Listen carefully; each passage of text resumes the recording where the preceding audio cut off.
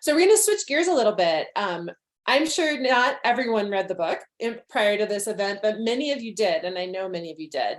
And we would love to have you start dropping your questions in the chat. Abby is going to be collecting them just to kind of keep track, just so we get a sense of related questions for Katharine. And she is joining us in 8 minutes, so get ready. I'm super excited. This is our second time hosting her, and we are really, really excited to have her.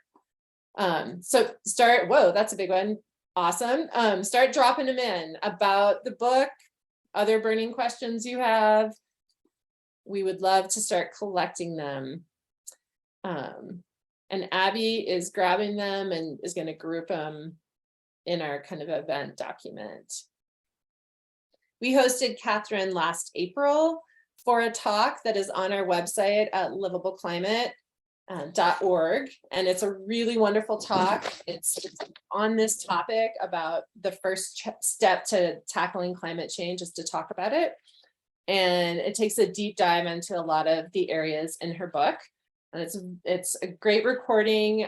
She's a really fun speaker. And tonight we get the benefit of 45 minutes of her time to just ask questions and hear her speak more broadly on things. So we're super excited.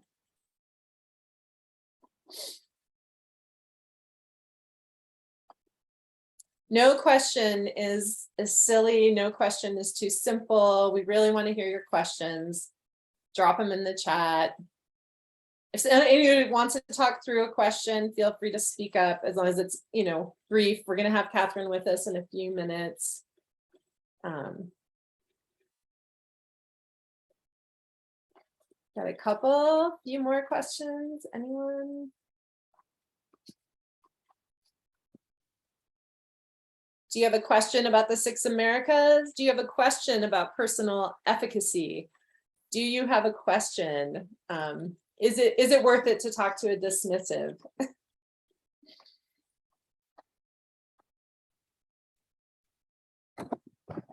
Great, keep them coming. A few more minutes.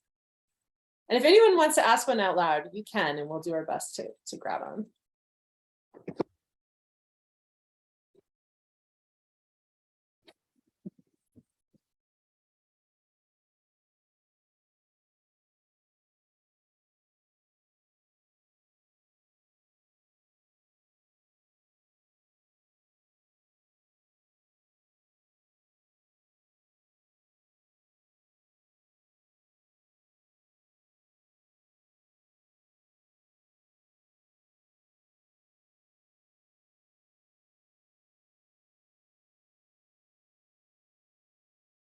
One of the things we're really excited about for coming up in October that we're going to share tonight is that we're going to continue the work on climate conversations by hosting monthly climate conversations sort of skills workshops over lunch Zoom calls. So if you are interested in kind of continuing this work and having more conversations with other folks about how to be effective in communications, we'd love to have you join those. And we'll share those in the follow-up email.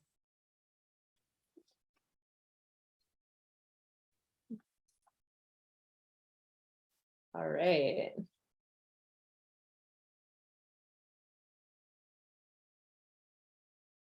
Oh, great stuff coming in here. John Daniels, I love that. Your brother saw the TED Talk and your entire family bought the book and had a multi-generational discussion over Zoom. That is amazing. That is really inspiring. Love it. 4 more minutes and Katharine will be here. I'm so excited. I won't be the focus, she will.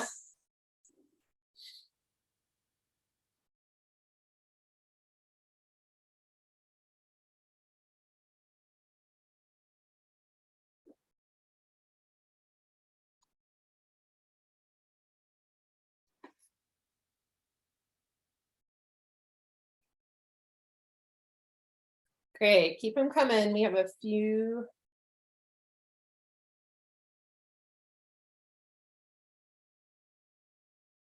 more minutes to gather questions. These are all great.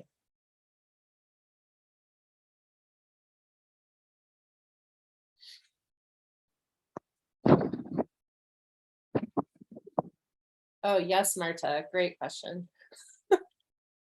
How do we influence Northwestern energy? We had a really wonderful rally and event on Friday, I guess that was. It's been a blur the last few days. And lots of folks came out to help us deliver our letter to Northwestern Energy, asking them to change direction with their energy choices. And that was really, really engaging. And we'll be sharing some video and other moments from that in the coming week.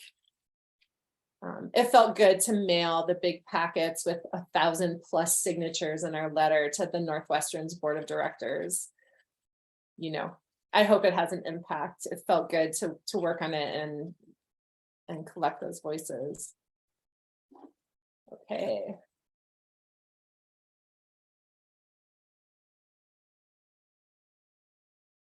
These are great.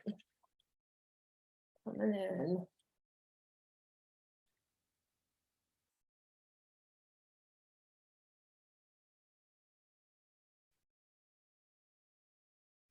You know what? It would be great. I mean, we're going to catalog all these questions. We might not get to every question tonight. Obviously, there are a lot of questions being dropped into the chat, but we'll collect them and see if we can offer resources for, you know, some of the bigger questions or biggest cluster of questions in our follow-up email. Nice one, Sarah. Have you heard anything back from Northwestern Energy from the rally? Not yet. Steve Clausen, who's the community relations manager, I believe, here in Missoula, was very adamant that he felt like Bob Rowe may call me, but we'll see. We'll be doing some follow-up. All right. Winona, that's what they told us in December when we delivered a letter. Steve Clausen was the exact same way. He was like, yeah, Bob Rowe will send you probably a follow-up email. And I did not get that email. So yes, well, we'll be following up and we'll see. But oh my God, I am so excited. Katharine is here. So I'm going to go ahead and introduce her, and then we'll dive into questions. Katharine, we've spent a half hour just doing introductions, collecting some questions from our participants tonight, and having them chat with each other a little bit about kind of, you know, their personal inventory to help get centered on the climate conversations they want to have. So let me introduce you. So we are very honored to welcome back our guest of honor tonight, Katharine Hayhoe, to our Montana community. Katharine Hayhoe is an atmospheric scientist whose research focuses on understanding what climate change means for people and the places we live. She is the chief scientist for the Nature Conservancy and a Horn Distinguished Professor and Endowed Professor of Public Policy and Public Law in the Department of Political Science at Texas Tech University. Her book, Saving Us, A Climate Scientist's Case for Hope and Healing in a Divided World, was released in September 2021. And she also hosts the PBS digital series Global Weirding, currently in its 5th season. Katharine has been named one of Time's 100 most influential people, the United Nations Champion of the Environment, and the World Evangelical Alliance's Climate Ambassador. And I also want to note, Saving Us just came out in paperback, and Katharine also has a newsletter, and you can sign up for her newsletter and read more about her amazing, far-reaching work as a scientist and expert climate communicator on her website, and we will drop that into the chat. Welcome, Katharine. Thanks for joining us. Thank you so much. It is great to be with you. And I love your background. Thank you. I got it a little more calm for this event. It was getting very chaotic with kids' artwork, but it's nice to, you know, I'm a parent climate organizer, so it's nice to have my kids work there because it's part of why I connect with this work. Exactly. And I was just speaking with my fellow science moms today. As some of you probably know, and if you don't, you're welcome to find out more. I helped to found an organization called Science Moms that is climate scientists who are mothers. who provide information for other parents of all types on how to talk to your kids and how to talk to other people on behalf of your kids for climate action. They do great work. I love your social media posts. We follow them and pass them along when we can. Oh, wonderful. Great. Thank you. Well, we'll dive in with questions. I thank you for taking time to join us. This was my second read through your book, and I felt I paid attention the first time, but I read and learned so much more the second time through. It was really wonderful. And our co-sponsors, so we're here with Climate Smart Missoula, Mountain Mamas, Moms Clean Air Forest Montana, and Park County Environmental Council. And we all came up with a few kind of starter prompt questions, and then we have questions from the audience. So our first question, just because there are a lot of us who are parents, is what's the single best thing a busy working parent can do to impact climate change? Well, I think you're going to know what my answer to that is. And my answer is to use your voice. And as parents, I think we know how to use our voices. I mean, I tried my best, but all of the little, do this, do that, make sure that, all the little things that we think of that we as individuals are supposed to do that take twice as long as just doing it the easy way, you can get really frustrated. And so in terms of personal things that we do with ourselves and our lives and with our kids, pick some things that work for you and do those, but really talking about why it matters and what we can do to fix it is much more important than the containers that we do or we don't use, the diapers that we do or we don't use, the milk that we do or we don't drink. What's really important is using our voice to advocate for change together. Yeah, it really stuck with me that I can't remember the exact number, but it wasn't that high, that if everyone who cared about climate made all the changes they could make, it would be like less than 10% of our emissions or something. Am I remembering that correctly? It was a little bit more. I think it's pushing about 20%, but it's no more than that. And also too, those of us who can make all the changes that we're able to, we're privileged to be able to do so because we have the knowledge, we have the time, and in some cases even we have the money, because sometimes those choices are more expensive or more difficult. And so we need to make it so that the easiest choice, the cheapest choice, is also the best choice for everyone. Okay, great. Thank you. Let's see, where do I want to go next here? Okay, let's go with this one. How do we get past our roadblocks to effective conversations, such as our frustration that the facts aren't enough, or that we just saw a meme on Facebook and it triggered our dopamine channels and our anger, triggered us, and then we're kind of spiraling into how we can make a meme that's even better? Well, you might not believe it, but I have those moments too, frequently. And what I've learned is that those are not the time to respond or to have that conversation. Those are the times to back off, to take a deep breath, to go, have a snack, take a walk, or here's my secret technique that I didn't put in the book. Write out exactly what you'd like to say to that person in full detail, every little bit of it, and then just sort of let it sit and then delete it. And it's very freeing to be able to do that. Just express yourself, because so often I think we tend to shove down our emotions, both our negative, actually primarily our negative emotions. And so we think, oh, well, I have to just take a deep breath and smile and, move on. Sometimes it's really healthy to just get it all out. If that person just absolutely yanks your chain, just sit down and, you could be talking to the plant, or you could be just writing to yourself on your phone or your computer, but just get it all out, exactly what you're thinking, you're feeling. It is so cathartic. And then take a deep breath and then wait. And then when you feel like you're in that right place again, that's where you pick back up with that person or that group or that organization to respond. And if you don't do that, and believe me, I have not done that quite a few times, the conversation is going to go downhill. and it's not going to end up where you want it to be. And in some cases, as I talk about in the book, there's some people or groups or organizations that you are never going to be the right person to engage with them. And so just let them go. Occasionally, I have been spotted singing let it go to myself from Frozen. Because there's somebody else who can do it. And that is, I think, one of the most important things for all of us to remember, and for me to remind myself too, is that we're not alone.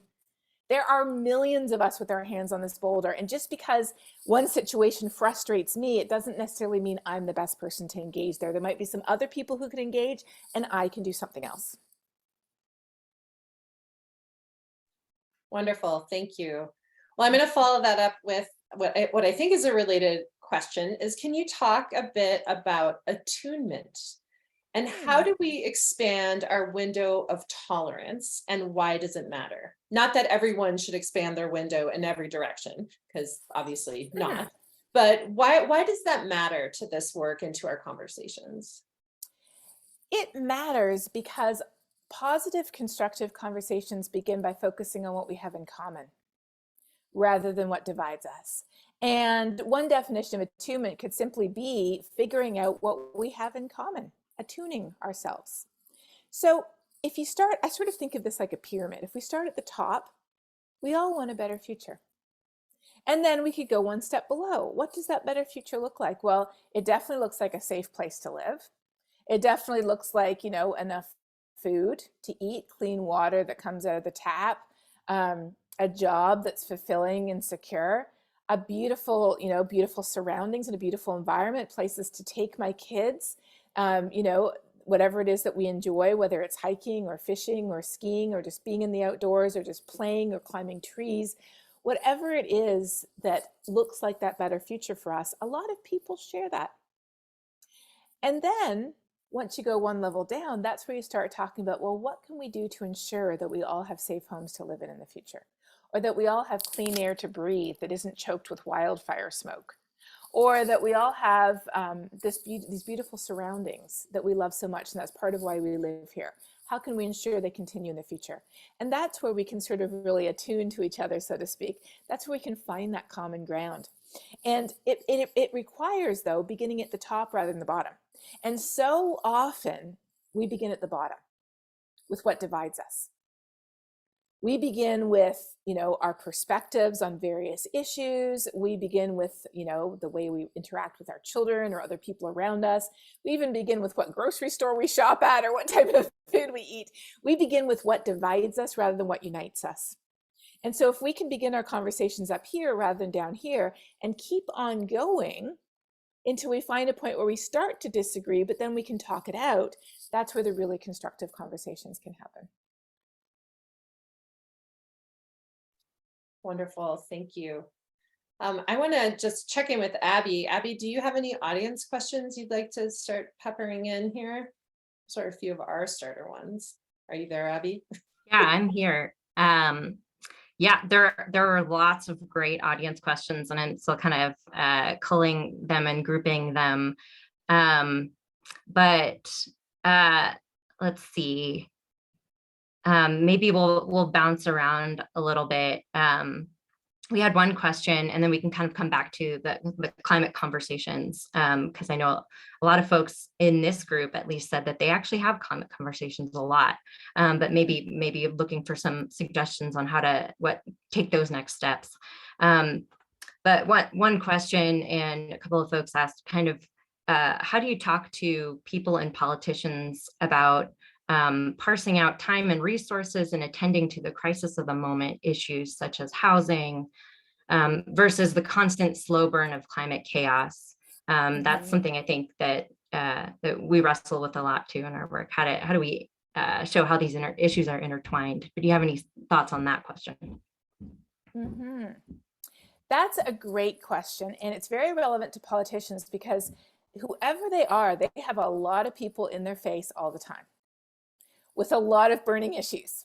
And so whoever they are, you know, whether we agree with them or not, they have a lot of balls in the air, and they're trying to keep as many of those, especially the ones more important to them, up in the air. So something that I've been thinking about a lot lately that I'm starting to feel very strongly about, if I wrote a new book, this would definitely be in it, is the importance of identifying and focusing on win, win, win, and if possible, win, win, win, win, win solutions. And what I mean by that is identifying solutions that address multiple issues at the same time. So I might be on board with and advocating for that solution because it's a climate solution. But somebody else might be advocating for it because it makes our homes safer, or because it grows local jobs, or because it makes us more independent, or because it cleans up our air. So if we can identify these win, win, win, wins, the politician might be like, oh, well, that's something I care about. And it might not be what you care about particularly, but you can come together for different reasons for the same thing. So that really opens up the door. You don't have to make somebody care about climate action first before they can agree with your solution. You have to figure out what it is that they already care about. And then you have to figure out what are all the benefits of this action and how could you tweak it to get even another win or two. And then you can connect the dots. So let me give you a couple of examples of what I mean by win-win-wins. So something that the Nature Conservancy is involved in Wyoming and elsewhere is something called mining the sun. Now, this is a bit of a cutesy name, but what it means is there is a lot of abandoned mining area that is really, you know, it doesn't have an intact ecosystem. It's very disturbed land, but it's the perfect place to put solar. So right now, we have to be very careful where we're siting wind and solar, because in some states, not in Montana, but like, for example, in Virginia, it turns out that the #1 threat to forested areas in Virginia is solar, because they're cutting down the forests to put solar there when there's so many better places to put them. Like down in Georgia, I learned about a new program there that's phenomenal. They're putting solar along the side of highways. You know, the interstates have those areas beside them that there's nothing there. All the trees are cut back, they're putting solar along there. So I think that's genius. Anyways, in Wyoming and other places where the Nature Conservancy is leading efforts to put solar on old disturbed mining areas, and to plant those areas also, because it's going to take some time for the ecosystems to come back. But that's a win-win-win, because you've got local jobs, you've got local energy that is typically much more affordable than coal and on par with or cheaper than natural gas. Plus you've got reusing degraded lands, plus you're protecting natural ecosystems and not installing solar there. Oh, the ray, thank you, that's it. That's that one that's putting the solar along the highways. Another win-win-win that I really like is the fact that in a lot of urban areas, low-income neighborhoods are much hotter during heat waves than higher income neighborhoods, up to 15 degrees hotter.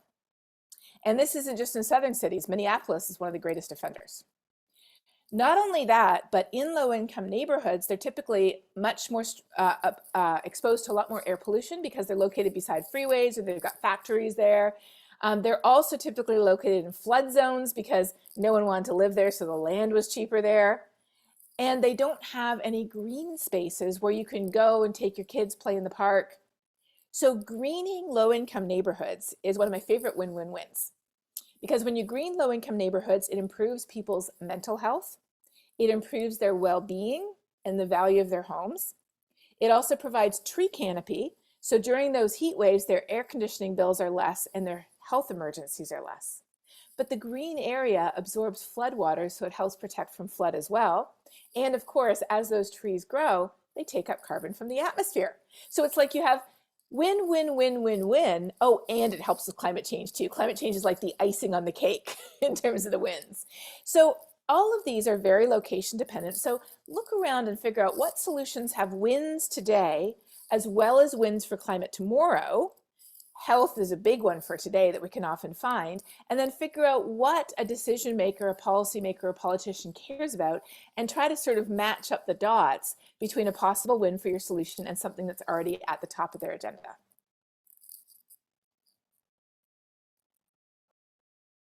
Excellent, thank you. Abby, do you have another one at the ready, or should I do one more? Sure, I can throw one more in. We kind of like questions about kind of having had some conversations or maybe doing that work to find the common ground, and then engaging with folks. What's next? Is there progression, or we're thinking of all these folks, you know, we look at these trends over the years. People have become more alarmed, more engaged, and that number of folks who are you know, dismissive or disengaged is going down. So folks are engaged, but how do we have conversations about productive next steps, and especially steps about actions where that kind of meet the moment, that feel significant, like you've said, does that make sense? Kind of going to that next, taking the folks that are engaged going to the next level. Yeah, I think that setting a goal is really important for sort of identifying like the next level and where you want to go, but setting a goal together. And the goal could be an action. The goal could be, you know, a specific number. If you do an inventory of your organization's carbon emissions, or your school, or something like that. I think that probably is the way that we humans really sort of work, right? Is setting goals and then doing everything we can to achieve them. And then also looking at what other similar organizations are doing. Like, look at what that school did. Maybe we could do it too. Look at what that city's doing. Maybe we could do it too. Look around for other examples. Right now, there are so many examples to pull from. You know, 15, 20 years ago, there really wasn't. There's just a few pioneers. But nowadays, once we start to look at what other people are doing, we're like, ooh, how did they do that? And people love to be asked. You know, if you call them up, you're like, you know, I heard, or I saw about, or I read about, or I you know, Googled and found this. Did you really? And they're like, oh yes, well, we did this, but here's what was hard, and here's what we would do differently. And before you know it, you've got somebody sort of coaching you through how you would do it yourself. So I'm a big believer in not reinventing wheels, but looking for what other people are doing and saying, could we do that too? Or could we even do it a little bit better? And then that sort of encourages us, because we realize, again, we're not alone. There's other organizations out there that are doing this. That's great. Thank you.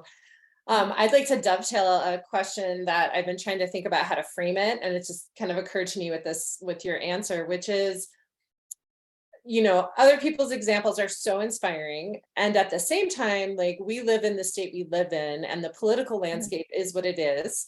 And sometimes being inspired, we're like, oh, we'd love to do that, but politically, legally, in certain situations, it's not even possible. Like, say with how our utility system works here or whatnot. I've said quite a bit over the last year, like, we have all these policy ideas, all these solution ideas in Montana. I mean, we're 5th in the nation for wind power. You know, there's all this potential here to address the crisis and really do our part. We need to build popular support through conversations. And lots of different things. But how do we convince people and that is a key element? Because a lot of times I hear, oh, we need to work on policy. And I'm like, yes, we do. And we need to work on this other piece. Can you talk about that? You are so right. So first of all, I live in Texas. So I know exactly what you mean in terms of sometimes you literally can't do things. I mean, some of the laws in Texas are ridiculous. Like, the state government announced that the federal that they wouldn't do business with any company that had divested from fossil fuels. And I'm like, how is that legal? A, and B, how is that free market? It's only free market when it's convenient for you, clearly. So yes, it is very frustrating to run up against that. But you're right, you have to build public will, because voting and advocating for change with elected officials are the only two ways that that's going to change. Of course, you need the policies, but you could have the best policy in the world, and if you don't have support for it, it's not going to happen. So it's really interesting, because you're talking with people who are ardent advocates for action, but they just don't understand the importance of communication. And I see this myself. So in philanthropic circles, for example, there's a lot of money going into climate action now, and has been for the last number of years. Almost none of it goes to communication, almost zero. People just sort of take it for granted. And George Lakoff is a cognitive linguist who writes really interesting books like, you know, Don't Even Think About an Elephant. And he sort of analyzes what he calls the liberal mindset in the US. And he said the liberal mindset in the US is basically, you know, if you build it, people will come. Like, you know, just create the best policy and everybody will just jump on board and say, oh yes, it's wonderful. But he said conservatives realized that you have to do a lot of communication. So they invested very heavily in communication, and that has been paying off. And so we have to understand that as we humans, and yes, Becky has a comment, nonprofits are the worst about communicating. about their work. Yes. Excellent at doing it, terrible at communicating. Yeah, I think that's definitely the case. We have to realize that how do we humans know what each other's thinking? By communicating. Talking about something is not enough, clearly, but it is an essential first step to catalyze change. No social movement, no social change, no massive societal, movement ever happened without people clearly communicating what the problem was, what their vision of a better future looked like. Remember, Martin Luther King didn't say, we have a problem. He said, I have a dream, right? So we have to communicate our dream. We have to communicate the obstacles to get to our dream, and we have to communicate what we can do to overcome those obstacles to get to that better future for everyone. And that is really the secret to moving forward. And if we don't do those things, we're going to keep tripping over the obstacles again and again, stubbing our toe, falling on our face, tripping over our shoelaces, and we're going to be like, why isn't this obstacle going away? Well, it's because we haven't shown people the better future that we need to head towards together. Thank you. That is really helpful. Abby, do you want to jump in with a few more audience questions? I'm here. Let's see. Yes, we've covered so much ground already. Let's see, there were some questions about specifically engaging with folks who are either sharing like disinformation or misinformation, maybe intentionally, maybe just skepticism. And one specific question from someone, a climate comms person, who says, advice on how to engage with skeptics, so some questions around engaging with skepticism or misinformation or disinformation as it comes up, guidelines or rules that you follow. I know you have active social media yourself. I do. There we go. I muted myself. So this is a theme that I mentioned quite a bit in the book. In fact, chapter 2 is all about this. And I also have a thread on Twitter that I cite frequently, and I put that thread right there in the chat so you can check it out. But the bottom line is this: unless there are other people listening who are not dismissive, but who are not necessarily on board with the misinformation, but they're sort of not sure, they're caught in the middle, unless there's those other people around watching, there is no point engaging. If there are other people watching, as they're on social media, I typically engage. I used to engage 2 or 3 times. Now I'm a bit more hardcore. It's once or twice. Because I've realized on social media that if people are dismissive, they will not listen. They will not even click something you give them. And that's my test. In fact, yesterday, I think I gave a guy a resource and I said, I'm gonna be able to tell if you're dismissive. If you click on this link, you're not dismissive, but if you don't, you are. And he didn't. So I just blocked him. There's just no point engaging with people. Like, you can show you have an answer once, but after you've shown you have an answer once, if you continue to engage, you are literally feeding them. Because I'm telling you, the people who are deeply dismissive, they have a niggling, tiny little doubt buried deep, deep, deep in their heart that they're wrong. I guarantee. And because of that tiny, tiny little doubt, because they've got eyes in their head, they can see the crazy things that are happening around the world just as much as the rest of us can. But they are absolutely convinced that climate solutions will leave us worse off than denying the problem. And so they have decided, mostly subconsciously, that they have to deny the problem. That's the only way they feel safe. But they have this little niggling doubt that they might be wrong deep, deep, deep, deep in their heart. And so what do you do when you have a niggling doubt? You pick fights with people to then engage with them to feel better about what you're doing. Arguing and fighting validates them and silences that little doubt temporarily, but then they have to go do it again and again and again. And that's why people are dismissive, are so argumentative, because it is their defense mechanism to silence the tiny little voice in their head saying, what if you're wrong? So that's why engaging with them is actually a mistake, because you are enabling them to bury that little voice that's telling them that they might be on the wrong track. And you're also giving a lot of airtime to false information. But if there are people around them who might be deceived, a short, straight up answer is really good. And, you know, Skeptical Science or my global weirding videos provide lots of short answers. But what I do is I pivot immediately to positive solutions. Sometimes so as immediately as, no, it's not the sun. The sun's energy has been going down, not up. And did you know we've been getting over a third of our energy from wind and solar in Texas this past summer, and it's been saving us $20 million in fossil fuels per day. That's a pretty big pivot. But what I'm doing is I'm addressing the heart of the issue, which is that the solutions are good for us, and I don't want to waste any opportunity to get that news out. So I want to share something with you that I know I've probably shared before, but just this is a common thing that comes up again and again. So I want to really emphasize this again.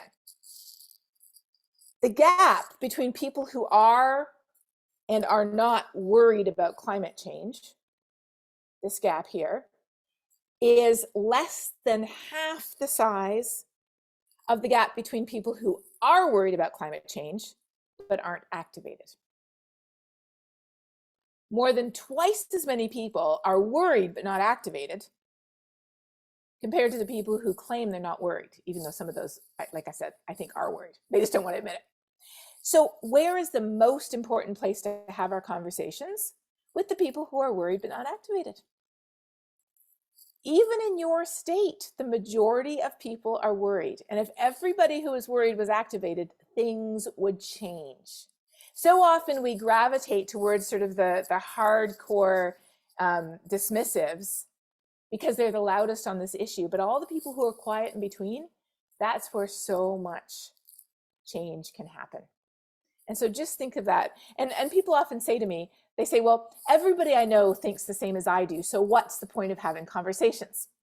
And I say, well, A, if you're not having conversations, how do you know that? And B, if everybody's like you, that probably means they're worried, but they're not activated. And how do we activate people? By talking about what we can do to make a difference here and now. I would love to share a really great example of exactly that. So please. The weekend before last, we held a family-friendly ride, and we took a big group of climate protectors and rode to Climate Smart Missoula's Clean Energy and Climate Expo. And it was a lot of fun. And I was tabling there, and I had a mom that I know and I've talked to in various contexts come up to me and say, you know, I've just given up because my partner was at a conference and they weren't talking about it there. And it's a really big thing. And so if they're not even talking about it at a conference, like nothing's happening. You know what I mean? She was really distraught. And so we had this conversation about things. And she said, well, you know, don't you think it's important to do work like you reaching outside of Missoula? And I was saying, yes, it is important.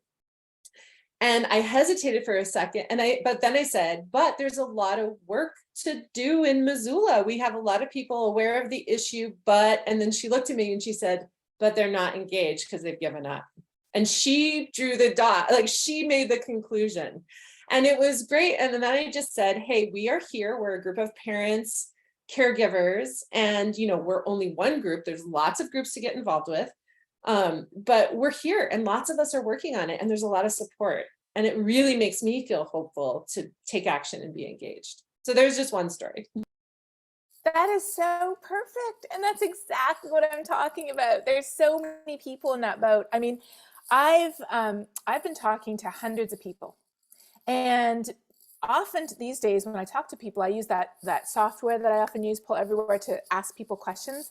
And I ask them, how do you feel about climate change? 95 to 97% of the people I typically talk to, not always, I do some groups where it isn't this way, but typically 95 to 97% of the people I talk to say, in one word, if I say, you know, how do you feel about climate change in one word, their answers are scared, worried, depressed, overwhelmed, frustrated, angry, sad, anxious. You get the picture.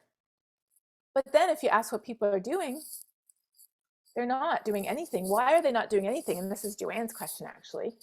2 reasons. One is we suffer in general, and with climate change specifically, we suffer from a crippling lack of efficacy. And my book talks all about this. We don't think that we can make a difference. So what do? We do nothing. And then the other problem is we don't even know what to do. So we do nothing. The Yale program on climate communication, which is a great organization that does a lot of really interesting polling. You can look up their polling results for every county in Montana, right? And every congressional district in Montana too. I'll put the link here in the chat if you're interested in learning more about that. But they recently polled all of the people who were alarmed or concerned about climate change. And they asked people, how many would be willing to advocate for change with an elected official or a politician, or even engage in civil disobedience, like, standing outside somewhere holding up a sign. Over 70% of the people who are alarmed or concerned said they were willing to approach a decision maker or a policy maker and advocate for change or even engage in civil disobedience. And then they said, well, do you do it? And almost all of them said no. And so they said, and this is the advantage of polling, they said, why not? And here's the answer they got. Because no one has ever asked me to. So there you go. How about asking people to do something with you? Isn't that just amazing? Like, these answers seem so obvious, but without, understanding what people are thinking, without all this amazing polling data and social science data, we're just sort of spinning our wheels in our head thinking, everybody feels the same way as me and nothing's happening. What's wrong? I should just give up. But once we realize there's simple steps we can take to engage people, all of a sudden it's like, hey, maybe I could just invite somebody to go do something with me. Like, I'm going to go talk to our council person. I'll invite so-and-so to come with me so they can see what it's like. Really powerful. That is so wonderful. Thank you. I know that you're with us until 6:45 our time, 7:45 your time. So we have about 10 minutes left, a little more. Abby, I want to give you a chance. I have kind of a big closing question, but we have time for a few more audience questions. So I'd like to fit those in. Yeah, sure. I can pull one more here. Yeah, just so many good questions, but so apologies to everybody who won't get their question answered tonight, but Katharine's just covering so much territory here. There were a couple of questions about policy, and I know that maybe policy is not the best place to start for climate conversations, but when policy comes up and thinking about we've had some exciting, federal climate policy that was recently passed, and we know that gets us, a ways down the road when it comes to reducing the emissions we need. But when it comes to communicating around policy, are there ways we can do that effectively, and talking about those kinds of systemic changes that we need at the policy level? So I think the thing with policy that we have to realize that a lot of people don't is the perfect piece of policy will never happen. Every time there's a piece of policy, there are just as many climate action supporters, criticizing it as there are supporting it. And of course, the policies are not perfect. Of course, they could be better. Of course, we need to do more. That's a given. But we have to understand that something is better than the alternative, which is nothing. So often people act as if we have two choices. We have perfect, or we have this piece of policy. But those aren't actually the choices we have. Our choices are we have this piece of policy or nothing. And as we know, in the words of the science, the IPCC report concludes, every bit of warming matters. Every action matters. Every choice matters. Every ton of carbon matters. So when we talk about policy, I think it's really important to frame it as everything we can do matters. Every little bit matters. We know it's not going to be perfect, but let's try to make it as good as we can. And then remember back at the beginning, we were talking about the win-win-wins. Let's try to make sure we get some wins in there today, as well as some wins tomorrow. Let's make sure that we get people things that are visible and obvious benefits today from that policy, as well as long-term benefits for climate tomorrow. build those big tent coalitions, figure out what we have in common, figure out what the solutions look like to get us to where we all want to go to that better future, and then make it happen, and then learn from that policy, and then make something better happen, and then learn from that policy, and then make something better happen. That's really the way we have to do it, and that's the way humans work together. I would love to have a magic wand, believe me, but we don't. And because we don't, we're stuck with the system we have, and the system we have is slow. The system we have requires collaboration. It requires compromise. It requires looking at short-term as well as long-term. But there's a lot of smart people out there who know a lot about policy, who are thinking very hard about how we can frame policies to have wins today as well as wins tomorrow. And I love what Jeremy just said. Yes, don't let the perfect be the enemy of the good. And small wins build momentum to create big wins. That is absolutely true. And that's actually really true in climate conversations in our everyday lives, correct? We're probably with folks who are worried, but maybe not comfortable having those conversations. We're not going to just have one conversation, especially if it's like a cranky uncle or a cousin or a sibling. We're probably going to have multiple conversations over time. And one thing I think about a lot is putting the relationship first, not winning on climate, but that the relationship is first. And that's the most important thing. And that was a big shift in my personal thinking about it. Do you have any comments on that? Just to completely agree, if we're in a conversation to win it, we're both going to lose. There is no winning when we're arguing. The goals of the conversation is not to tell people things, but to bring them into the conversation so that they can be part of it. And that, as you just said, is relational. Okay, thank you. Abby, should we do one more from the audience? Yeah, one more, and I think it'll segue into your last question, Winona. Just a couple of questions about kind of how do you stay hopeful, Katharine? And you know, I think these days the climate emergency is all around us. How do we stay cool in a burning world, as my mom put it? My mom's on this call. How do we find motivation to do what we can in the face of this so much upheaval and kind of denial and overwhelming emotions? So kind of what gives you hope? Well, first of all, I think it's so important to don't put the lid on the pressure cooker. Acknowledge how you feel. Let it out. I encourage my students to journal. I get my students to journal with every module that they do, to just say, how do you feel? Even in a science class, how do you feel about this? What are you worried about? Get it out. Give it a name, voice it, express it.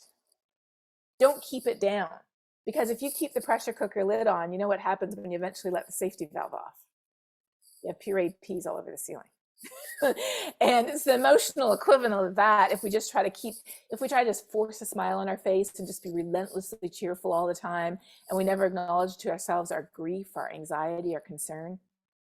But once we've acknowledged it, it's what we do with it that matters.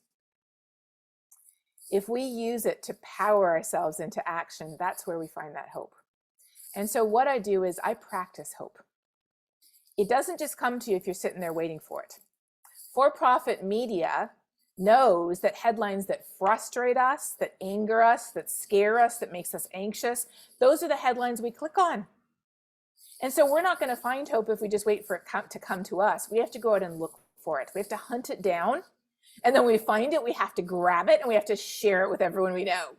So that's exactly what I decided to do with my newsletter. I'd never done a newsletter before. But I figured, I look for hopeful information. I try to share it on social media, but why don't I actually make a practice of sharing it? So every week, if you go to my website, there'll be a little pop-up window where you can enter your email address. Every week, I share one piece of good news, color-coded green, one piece of not so good news, color-coded red, so you can skip it if you want to. But I'm sharing it because I am a scientist, so I give you the science updates. And then one thing you can do, color-coded blue. And when I first started, I thought, I'm going to run out of things. I mean, I'm never going to run out of the red things, but I'm going to run out of the green and the blue things. Are you kidding? I have pieces of good news lined up. I'm actually thinking, should I start to like double down 2 pieces of good news a week, maybe like 2 newsletters a week? I just have so much to share now that I started looking for it. I can't even hold back. And I shared a few of them with you today. The one about the wonderful program, the Ray, that puts solar along the side of highways, which I think is genius. I was talking to a group of kids on Saturday, and so I was highlighting for them all the amazing things kids have done. Obviously, the kids who are suing the federal government and your state government for the right to a better future, but also the kids who, of course, are part of Futures Friday for Future, but also the kids like the 15-year-old who invented sneakers that charge your phone as you walk on them. Or the girl who was 13 when her parents took her back to India and she realized that there were so many people living in poverty who didn't have access to electricity. So she invented a machine that uses rain, wind, and sun. It costs $6 to make. It will charge people's phones. I mean, there's just kids doing absolutely phenomenal things, like this little kid who's 9 years old from Toronto who runs a Climate Champions podcast on YouTube where he interviews people to talk about climate solutions. Kids are just doing amazing things. There is so much hope in the world if we just open our eyes and look around. So acknowledge how we feel, use it to power our action, and then go out and search down hope relentlessly, examples of people who are making a difference, and everything you're doing yourself as well. Don't be shy, and share that with everyone you know. I love to start conversations with, did you know? Because we humans are very curious people. We want to know. When someone says, did you know? We're like, what do we know? And then share something really interesting or really cool. And you're like, everybody's like, oh, I had no idea that 56% of jobs in the energy industry now around the world were clean energy jobs. I had no idea that people are doing this thing called guerrilla gardening, where they're planting things around their neighborhood and public spaces, which help cool it down, help provide flood control, help filter the air, and provide beautiful things for us to look at too. Share that news with people, because where we find hope is in our action. In fact, one of the quotes in my book, I use many good quotes in the book, and one of them is from Greta Thunberg, and she says, the one thing we need more than hope is action, because once we act, hope is everywhere. Beautiful. And did you know most people in the US support climate policy and action? Because there was just a study, right? That came out. That's right. Public perception is that it's down to 37 or 45% between there, but it's really double that, the support. And that's from the headline effect, probably. That's why I love polling data. It is so fascinating. And when you share that with people, they're like, really? Are you serious? Yeah. And so it's a great place to start a conversation, because then it makes people feel like they're not alone and they're not strange and they're not weird. Yes. Mm-hmm. Well, I have one more to kind of wrap up. I have to say, after rereading your book, I realized that Families for a Livable Climate, our group, might need a name change. When I read the quote from Peter Kalmus in your book, we're not fighting for a merely livable planet. We're fighting for a riotous, wild, gorgeous, generous, miraculous, life-cradling planet that's home to a society that works for everybody. And we're truly, almost all of us, looking for this vision. And then you go on to close your book and you say, the future we collectively face will be forged by our own actions. Climate change stands between us and a breathtaking, exhilarating future. We cannot afford to be paralyzed by fear or shame. We must act with power, love, and a sound mind. Together, we can save ourselves.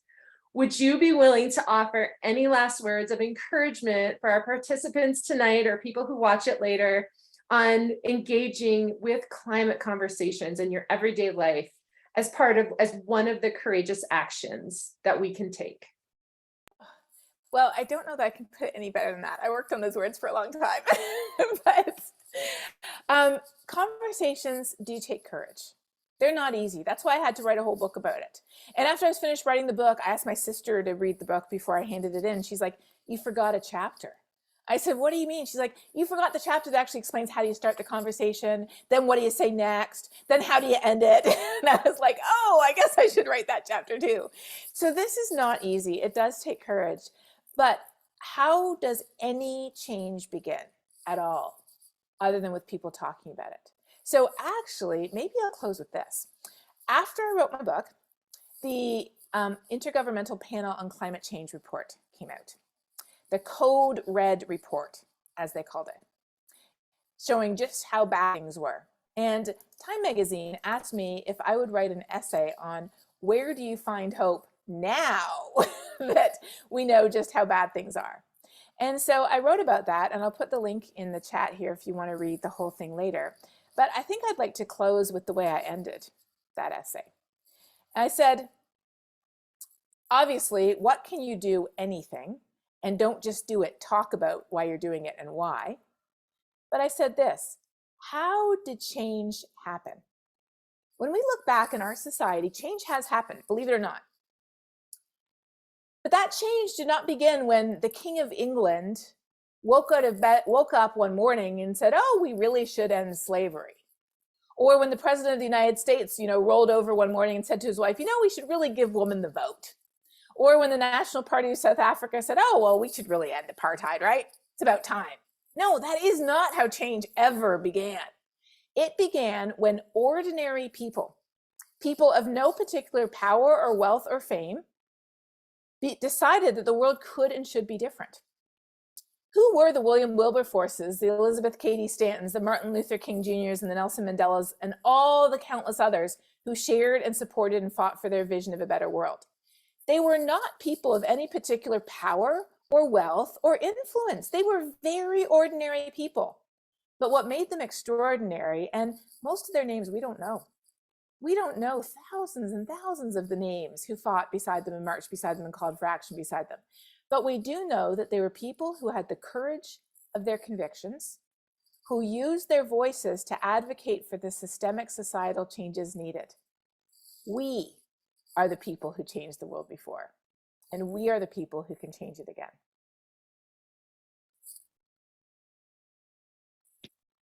Thank you, Katharine, so much. I haven't teared up in a talk before, but here it is. That was beautiful. Thank you for joining us. We are grateful. We will share your resources in a follow-up email to everyone. Does everyone want to unmute and just give a thank you to Katharine? Go for it if you do. Thank you. Thank you. Thank you, everyone. Thank you. Very excellent. Really glad we tuned in. Thank you. Great. And we'll wrap up for a few minutes here. I have a few more things to share, but Katharine, enjoy the rest of your evening. And thank you for joining us. And we hope to connect with you again down the road. Thank you. Bye, everyone. All right. Thank you, everyone, for attending. That was really powerful for me. I would love it if you would take like 5 seconds and just type one word into the chat or a couple words if you feel inspired about what you're going to take away from tonight.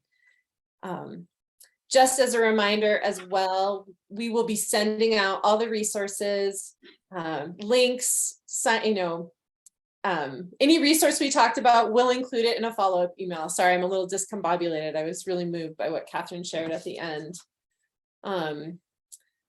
And I really want to thank again our co-sponsors tonight, Climate Smart Missoula, Moms Clean Air Force Montana, Mountain Mamas, and our friends at Park County Environmental Council. If you enjoyed tonight and you want to keep the conversation going and practice your skills in climate conversations, we'll send information out in the email about joining what we're kind of whimsically calling our Climate Conversations Core. We want to turn the climate conversations map on the Yale Climate Opinions. We want to turn that bright red and not have it a cool blue. We need to be having a lot of conversations in Montana. We need to change things in our state and be part of the solution. And we know that there's a lot of people here who want to work on that. So thank you for joining us. I love all these comments: courage, energize, relief, and hope. Win, win, win, hopeful. I'll have what she's having, John. That's a really good one. Love it. Thank you so much. I hope you all have a wonderful rest of your evening. Does anyone want to unmute and share anything? We have a couple minutes left. I'm realizing I don't need to rush to get off the call. I'd love to hear from anyone who wants to speak up. There's a smaller group of us here now. We can certainly visit for a few minutes. Yeah, I can say something really quick. I work in climate communications at a nonprofit, and so I rely on facts a lot. And so this book was really, really eye-opening on the importance of emotions. And I thought a lot about how I can apply that to my work and trying to reach people in Montana with climate conversations and starting with things you have in common and things you both care about. So I am really, really appreciative of this event and being able to read this book. I feel like it's going to really impact how I work in Montana. So thank you. That's great. Thank you, Katie, for joining us. Anyone else want to just jump in? Hey, Darcy here. I just wanted to reflect on the piece about, the amount of people who are worried but not in action, and how powerful it is for us, because I would place myself, sort of in that group. And yeah, that was just a thing I hadn't heard before. And so that is really hitting me right now. Mommy.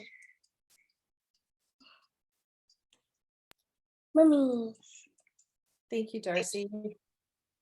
Yeah, I think it's an overwhelming topic, and parents and all people have a lot on their plates, especially after the 2 years we just went through. So it's understandable. Other comments, things people want to share?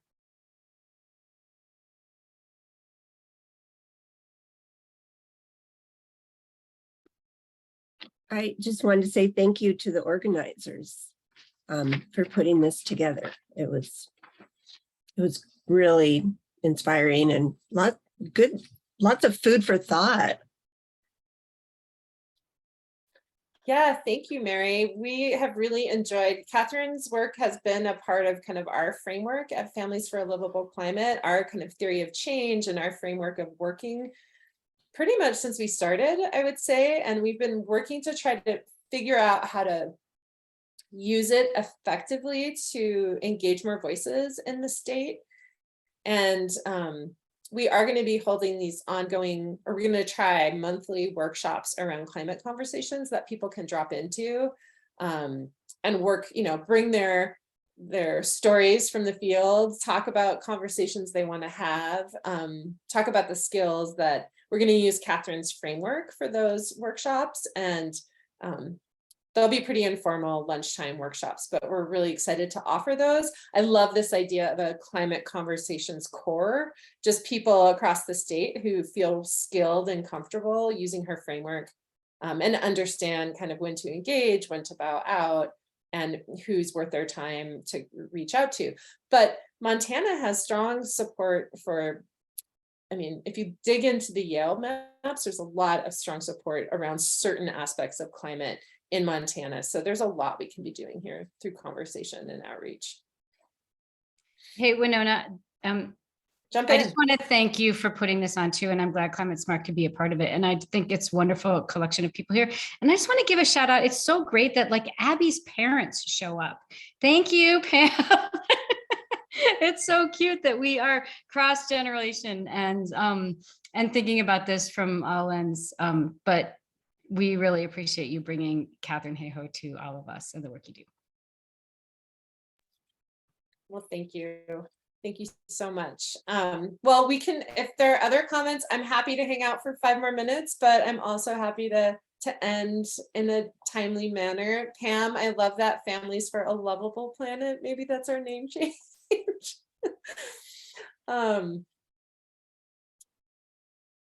Yes, well, I'm happy to hang out if anyone wants to stay and chat. Otherwise, if you need to go on with your night, go for it. And I'm just gonna relax tonight, happy that we made it through 4 big events in 10 days.